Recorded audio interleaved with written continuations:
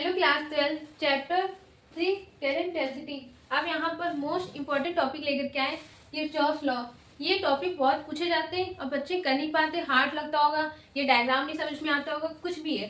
तो सबसे अच्छा मैं लेकर के आई हूँ डायग्राम और सिंपल लैंग्वेज के साथ। आप लोग समझिएगा अच्छे से और बहुत ईजी तरीके से आपको आराम से याद हो जाएगा। ठीक है, बहुत ईजी लैंग्वेज है, ध्यान से समझिएगा।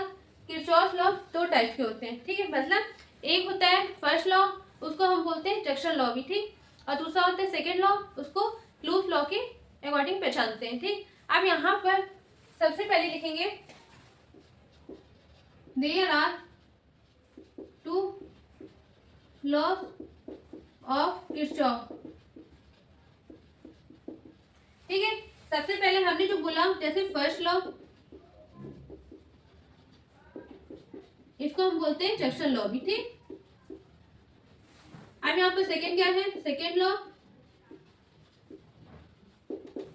ठीक है। तो इसको हम बोलते हैं लूप लॉ,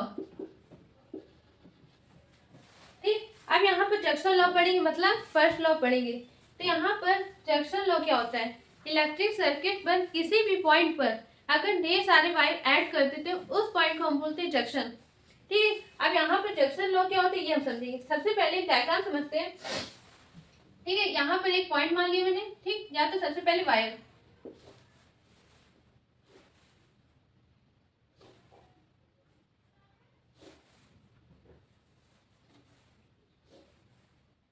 ये पॉइंट जो है, ठीक है, इसको हमने नाम मान लिया ओ।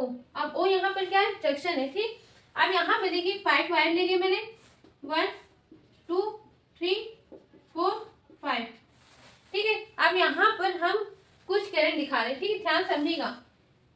I1 वन वायर में जो I1 है वो जंक्शन की ओर जा रहे हैं, ठीक। अब यहाँ पर I2 ले रहे हैं 2 के वायर में, तो वो भी क्या है, जंक्शन की ओर जा रहे हैं। अब देखिए यहाँ पर जो 3 वायर है ये जंक्शन से दूर जा रहा है, मतलब I3 जो करंट है वो जंक्शन से दूर जा रहा है, ठीक है। अब ऐसे यहाँ पर I4 भी, ये I5, ठीक है। अब आपको कुछ समझ में आ रहा होगा, ये जंक्शन जो पॉइंट है ओ पॉइंट, मतलब I1 I2 क्या है, इनकमिंग करंट है, ठीक है। मतलब ये अंदर की ओर जा रहा है, और I3 I4 और I5 क्या है, ये जंक्शन से दूर जा रहा है, मतलब आउटगोइंग करंट्स है, ठीक। सिंपल सा। आप इसको लैंग्वेज में कैसे समझेंगे हम समझेंगे, ठीक है। यहाँ पे ध्यान समझिएगा, लैंग्वेज पहले समझते हैं, फिर कैसे करना है क्या समझेंगे, फिर समझेंगे। अकॉर्डिंग टू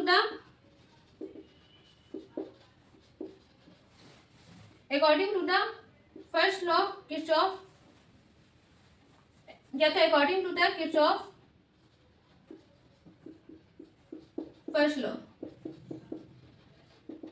हम किसके बारे में पहले पढ़ रहे हैं, जंक्शन लॉ की, ठीक है। इसलिए हमने यहाँ पर लिखा, आप पहले हेडिंग डाल लीजिएगा फर्स्ट लॉ या जंक्शन लॉ, ठीक। यहाँ पे लिखिएगा फिर according to the Kirchhoff first law, फिर the sum of all incoming currents is equal to the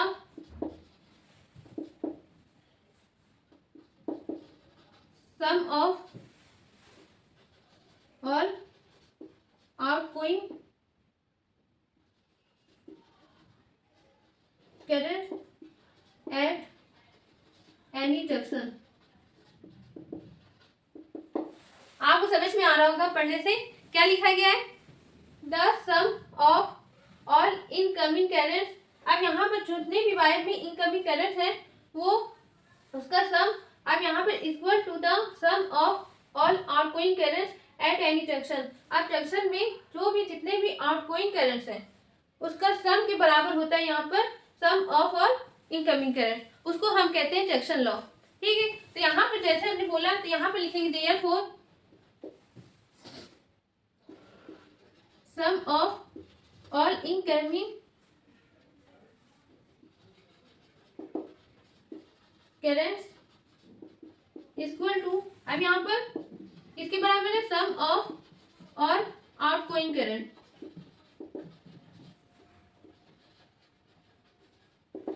ठीक है। आप जैसे यहाँ पर देखें इनकमिंग करंट कौन कौन से, I1 प्लस I2, इसका सम करेंगे तो क्या आएगा I1 plus I2 equal to, अब यहाँ पर आउटगोइंग करंट कौन कौन से, I3, I4, I5, यहाँ पे लिख लेंगे I3, I4, I5, ठीक है। ये तो हमारा आ गया, लेकिन इसको अच्छे से मतलब अलजेब्रिक में दिखाएं तो कैसे करेंगे, ध्यान से समझिएगा, ठीक। इसको और हम अच्छे से दिखा सकते हैं, जैसे I1 प्लस I2 प्लस, अब ध्यान से, सॉरी माइनस, अब बता रहे यहाँ पर ध्यान से समझिएगा, यहाँ पर I3 प्लस का और I4 भी प्लस में, I5 में किसमें, प्लस में, उधर भेजेंगे ट्रांसपोज करेंगे तो किसमें आ जाएगा, माइनस में। तो यहाँ पर हम वही करेंगे, तो यहाँ देखिए माइनस का I3 minus I4 minus I5 इसके बराबर 0 के, यहाँ पर कितना आ गया, 0, ठीक है। अब यहाँ पे देखिए I1 प्लस I2, अब इसको हम ऐसे लिख सकते हैं, देखिए प्लस माइनस कितना हो जाता है, माइनस हो जाता है, तो हम इसको ऐसे लिख सकते हैं ना, प्लस और इन ब्रैकेट के अंदर माइनस का I3, ठीक है। तो ऐसे ही सब में कर देंगे, plus minus I4 plus minus I5 equal to 0, ठीक है। इसी को हम बोलते हैं अलजेब्रिक सम में, ठीक है। अब यहाँ पर ध्यान से आपको समझ में आ गया होगा, इसको अगर लैंग्वेज फॉर्म में हम लिखें, जैसे इसको बॉक्स में बंद कर दीजिएगा, जितना आप अच्छा रिप्रेजेंट करेंगे उतना अच्छा आपको मार्क्स मिलेगा, ठीक है। आप क्या लिखेंगे, now the algebraic sum of all carrots at any junction is 0, ठीक है। मतलब यहाँ पर algebraic sum of all carrots at any junction कितना होता है, 0 होता है, ठीक है। इसलिए इसको अच्छे से रिप्रेजेंट करेगा, कम से कम 2 से 3 बार प्रैक्टिस करेगा। अब हम मिलते हैं अगले नेक्स्ट वीडियो में नेक्स्ट टॉपिक के साथ। अब नेक्स्ट टॉपिक क्या होगा, सेकेंड लॉ, लूप लॉ, ठीक है। अच्छे से प्रैक्टिस करिएगा, थैंक यू।